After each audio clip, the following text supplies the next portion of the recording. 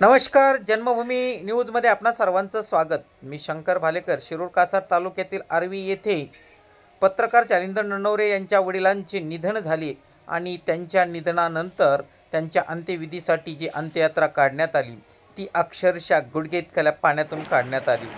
का तर या अंत्यविधी ज्या ठिकाणी करायचा होता, ज्या मशानभूमीमध्ये करायचा होता, त्या मशानभूमीकडे जाण्यासाठी रस्ताच उपलब्ध नसल्याने नदीतून जावे लागत आहे। शिरूर कासार तालुक्यामध्ये गेल्या महिन्यामध्ये अतिवृष्टीने थैमान घातले। जिकडे तिकडे सर्वत्र पाणीच पाणी, आजही पाणीच पाहायला भेटत आहे। उथळा नदीलाही मोठे पाणी आले होते आणि आजही पाणी या ठिकाणी भरपूर पाहायला मिळत आहे। याच उथळा नदीच्या दक्षिण तीरावरती आर्वी गाव वसलेले आहे, तर उत्तर तीरावरती त्यांची मशानभूमी आहे। जवळपास अर्धा किलोमीटरच्या अंतरावरती या ठिकाणी अंत्यविधी करण्यासाठी जावे लागत आहे।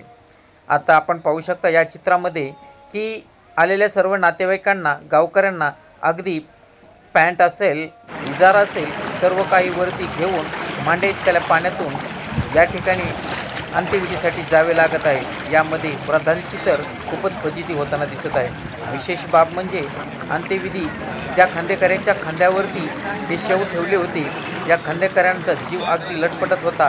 त्यांना आजूबाजूच्या लोकांनी धरून त्या ठिकाणी स्मशानभूमीपर्यंत पोहोचलं। रस्ता चिखलाचा आणि पाण्याचा, यामुळे या ठिकाणी अंत्यविधी करताना जे विदारक चित्र पाहायला मिळालं ते दुर्दैवाची बाब। अशी परिस्थिती असतानाही प्रशासनाने मात्र याकडे का डोळेझाक केली जात आहे।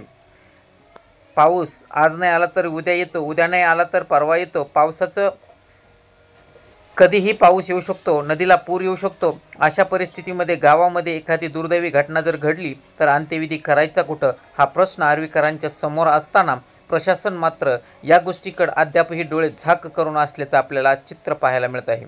जन्मभूमी न्यूजसाठी मी शंकर भालेकर।